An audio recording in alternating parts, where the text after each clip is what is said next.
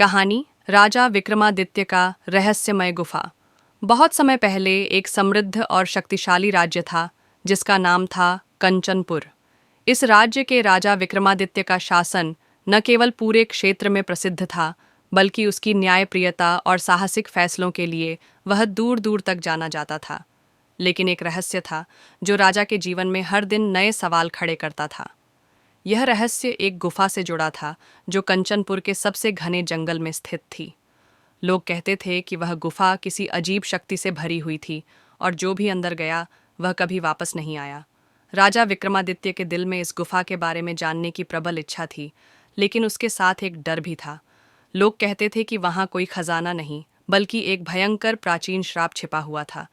कई वीर योद्धा जो गुफा में प्रवेश करने की कोशिश कर चुके थे, वे या तो लापता हो गए या पागल हो गए। लेकिन राजा विक्रमादित्य का मन इस रहस्य को जानने के लिए बहुत उत्सुक था। वह जानता था कि यदि इस गुफा का राज खोला जा सके तो उसकी शक्तियों का कोई मुकाबला नहीं होगा। एक दिन राजा ने अपने सबसे विश्वसनीय सेनापति अर्जुन को बुलाया और कहा, अर्जुन, मैं चाहता हूं कि तुम और तुम्हारी सेना इस गुफा के रहस्य का पता लगाओ।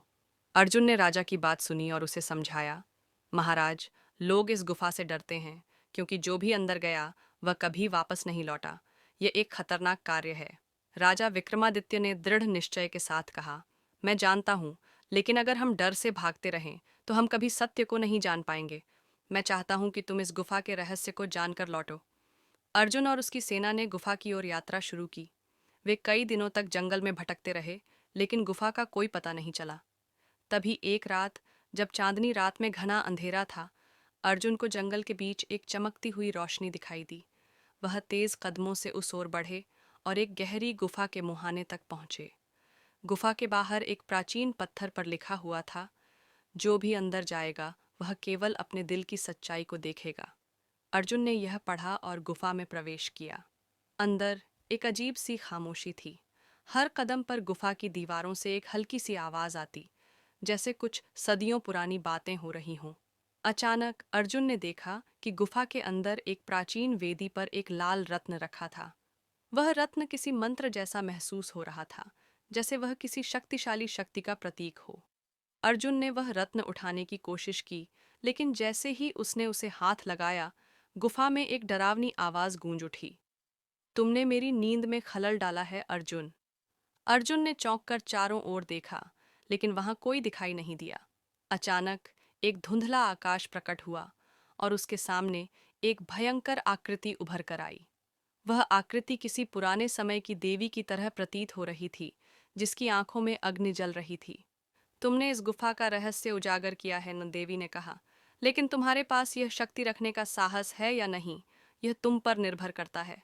अर्जुन हड़बड़ाते हुए बोला, मैं केवल अपने राजा विक्रमादित्य के आदेश को पूरा करने आया हूँ।